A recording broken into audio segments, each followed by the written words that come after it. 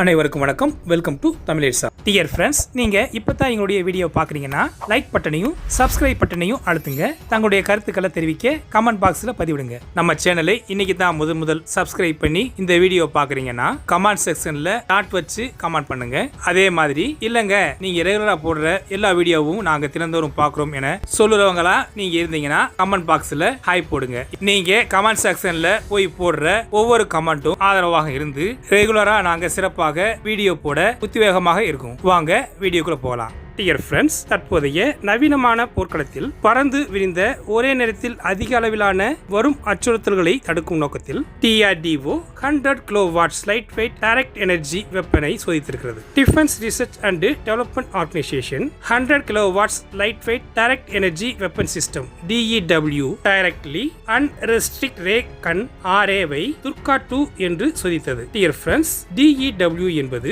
Laser microwave அல்லது துகள் கற்றைகளை அடிப்படையாக கொண்டது. அவை லைட்டின் ஸ்பீடை விட ஆபத்தான சக்தியை கடத்துகின்றன. டெல்லியில் உள்ள the laser science technology centre LASTEC laser ஆயுதங்களை உருவாக்குவதற்கான முன்னணி லேபரேட்டரி ஆகும். இந்தியன் ஆர்மி இந்த வெப்பனை வாங்க இருக்கிறது. துர்கா 2 லேசர் மைக்ரோவேவ் அல்லது பார்ட்டிகல் பீம்ஸ்களை பயன்படுத்தி செயல்பட முடியும். இந்த வெப்பன் செலவு குறைந்த மற்றும் புதுமையானதாக திட்டமிடப்பட்டுள்ளது. மேலும் ஏர்போர்ட்டுகள் மற்றும் வெற்றி போர்ட்ஸ்களின் தடைகளை நீக்குவதற்கு இது உதவும். இலக்குகளை அழிக்க அல்லது சேதப்படுத்த DEW கவனம் செலுத்தும் ஆற்றலை பயன்படுத்துகின்றன. வேகம் உட்பட வழக்கமான வெடிமருந்துகளை விட பல நன்மைகளை கொடுக்கின்றன. DEW ப்ராஜெக்ட் துர்கா 2 என்று அழைக்கப்படும் மற்றும் ராணுவ களத்தில் இது ஒரு கேம் சேஞ்சர் ஆகும். துர்கா 2 என்று வகைப்படுத்தப்பட்ட ப்ராஜெக்ட் ஆனது 100 கிலோவாட் லைட் வெயிட் DEW ஆகும். இது விரைவாக நமது ராணுவத்தின் சேவையில் இணைக்கப்பட இருக்கிறது. இந்த ஆயுத அமைப்பு கடல், வான் மற்றும் நிலம் சார்ந்த தளங்களுடன் ஒருங்கிணைக்கப்பட இருக்கிறது.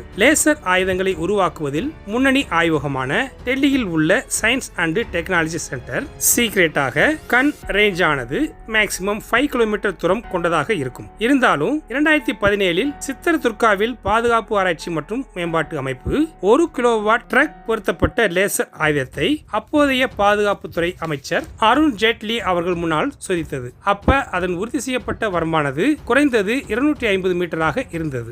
ஆனா இப்ப 25 கிலோவாட் லேசர் கண்ணை இப்ப DEW-வில் வைத்திருக்கு. இது கணிசமான திறன்களை மேம்படுத்தி இருக்கிறது. இது வெற்றிகரமானது, குறைந்த செலவில் அதிக வேகம் மற்றும் துல்லியம் மிகுந்த சக்தி வாய்ந்த ஆயுதமாக உருவாக்குகிறது. ஆனா இது பயன்படுத்தக்கூடியதாக மாற்றுவதற்கு முன்னாடி அதுல இருக்கிற பல குறைகளை கவனிக்க வேண்டியது இருக்குது. சீனா பாகிஸ்தானின் பாலிஸ்டிக் மிசைல்கள் இந்தியாவுக்கு பெரிய அச்சுறுத்தலா இருக்குது. அப்படி நம் நாட்டின் வான் எல்லைக்குள்ளாக வரக்கூடிய ஏவுகணைகளை வீழ்த்த அவைகளை தடுக்க $5.2 மில்லியன் அமெரிக்க டாலர் மதிப்பிலான 5 S-400 ஏர் டிஃபென்ஸ் சிஸ்டங்களை ரஷ்யாவிடமிருந்து வாங்க ஒப்பந்தம் செய்து பாதி பேட்டரிகளை வாங்கி டிப்ளை பண்ணி வைத்திருக்கக்கூடிய இந்த நிலையில் அதை பயன்படுத்துவது அதிக செலவை ஏற்படுத்தக்கூடியதாக இருக்கிறது. செலவு அதிகமானதாக இருந்தாலும் இந்திய பெருநகரங்களை நோக்கி வரக்கூடிய அனைத்து மிசைல்களையும் தாக்கி அளிக்கக்கூடிய உத்தரவாதம் அளிக்க முடியாது.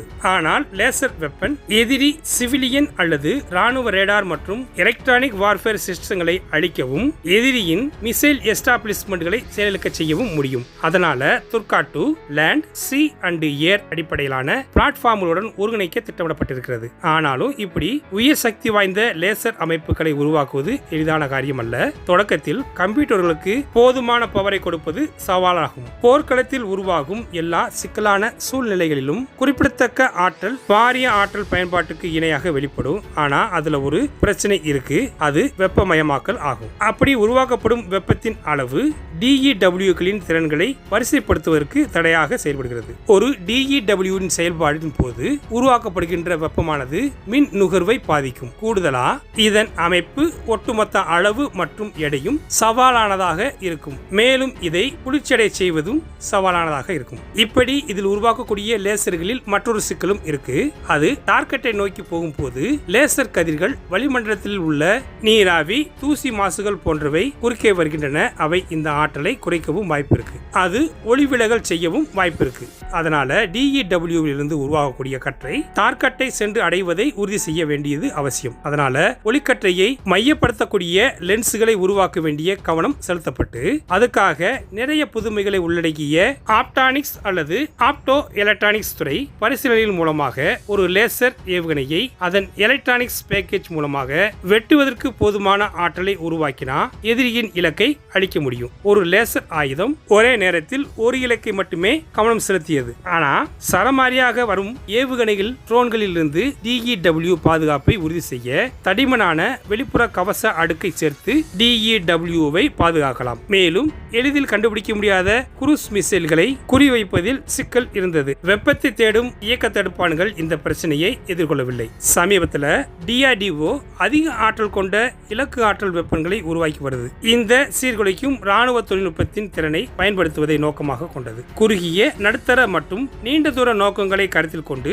உருவாக்கி அதன்படி சமீப காலத்தில் DRDO 30-50 கிலோவாட் வரம்பை இலக்காக கொண்டு வியப்படையும் வகையில் அதிகமான அளவுக்கு மின் உற்பத்தியை DEW-கள் உருவாக்குவதை கவனம் செலுத்தி ஒரு இலக்கு அல்லாமல் பரந்த அளவிலான அச்சுறுத்தல்களை நடுநிலையாக்குவதற்கும் சக்தி வாய்ந்த DEW-வை உருவாக்குகிறது. இவை அடுத்த 3-5 ஆண்டுகளில் DEW தற்பாதுகாப்பு திறன்களுக்கு ஊக்கத்தை வழங்கி பல்லாயிரக்கணக்கான கிலோமீட்டர் வரையிலான செயல்பாட்டு வரம்புகளை கொண்டதாக தயாரித்து வழங்க இருக்கிறது. DRDO எதிர்ப்பு லேசர் அமைப்புகளை உருவாக்குவதில் DRDO-வின் வெற்றியின் மீது அதிக ஆற்றல் கொண்ட DEW-வின் தேவைகள் DEW-வின் திறனை அதிகரிக்க செய்ய தூண்டி இந்த அமைப்பு 2 to 10 கிலோவாட் வரை ஆற்றல்களை வெளியிட்டு ட்ரோன் அச்சுறுத்தல்களை திறம்பட எதிர்கொண்டுள்ளன. இந்த செயல்திறன் இந்திய ஆயுத அமைப்புகளிடமிருந்து தோராயமாக 400 கோடி மதிப்பிலான 23 அமைப்புகளுக்கு ஆர்டரையும் பெற்றிருக்கிறது. இது குறைந்த வெடிமருந்து செலவுகள், கிட்டத்தட்ட உடனடி இலக்கு ஈடுபாடு மற்றும் ஒரே நேரத்தில் பல இலக்குகளை நடுநிலையாக்கி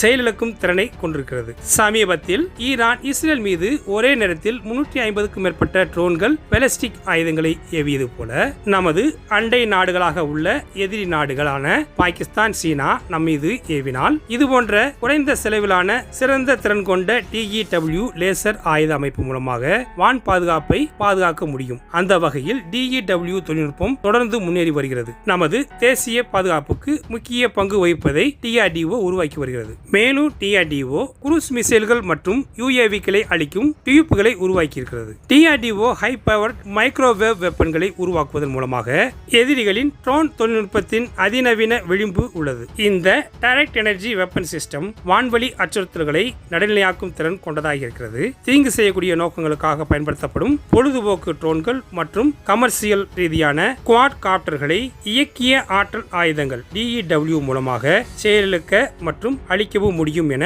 ஆவணங்கள் உறுதிப்படுத்தியிருக்கிறது. DEW ஆனது medium altitude long endurance MALE ட்ரோன்களை முடக்கும் அளவுக்கு சக்தி வாய்ந்ததாக இருக்கும். ட்ரெய்னிங் எக்ஸசைஸுக்கு பயன்படுத்தப்படும் பைலட்லெஸ் டார்கெட் ஏர்கிராஃப்ட் PTA-வையும் அளிக்கும் மற்றும் நம் எல்லைகளுக்குள் வரும் குரூஸ் மிசைல்களின் மின்னணுவியலை சீர்குலைக்கும், அதனை நடுநிலையாக்கி செயலிழக்க செய்துவிடும். வரிசைப்படுத்தலில் பயனுள்ள செயல்பாட்டை உறுதி செய்ய வலுவான ஆற்றல் மூலத்தை உருவாக்குவதில் குறிப்பிடத்தக்க சவால்கள் இருந்த போதிலும் DRDO-வின் DEW மேம்பாடு ட்ரோன்களில் இருந்து இந்திய பாதுகாப்பை உறுதிப்படுத்துகிறது. தொழில்நுட்ப தடைகள் இருந்த போதும் DEW-கள் எதிர்கால போரில் ஒரு பெரிய சிறந்த கேம் சேஞ்சராக திறன் கொண்டதாக இருக்கும். வளர்ந்து வரும் ஏரியல் த்ரெட்ஸ்களை எதிர்கொள்ள ஒரு இயக்கமற்ற மற்றும் சாத்தியமான குறைந்த செலவில் அதிக நன்மைகளை வழங்குகிறது. இப்படி DRDO பல்லாயிரக்கணக்கான கிலோமீட்டர் வரையிலான செயல்பாட்டு வரம்பை கொண்ட DEW-வை தயாரித்து வழங்க உள்ளதால ராணுவம் இந்த ஆயுத அமைப்புகளை வாங்கி சேவையில் இணைக்க இருக்கிறது. அப்படி இணைக்கும் போது ஒரே நேரத்தில் பல இலக்குகளை நடுநிலையாக்கி அழிக்கும் ஆயுதம் இது என்பதால நம் நாட்டுடைய வான் பாதுகாப்பு உறுதியானதாக இருக்கும்.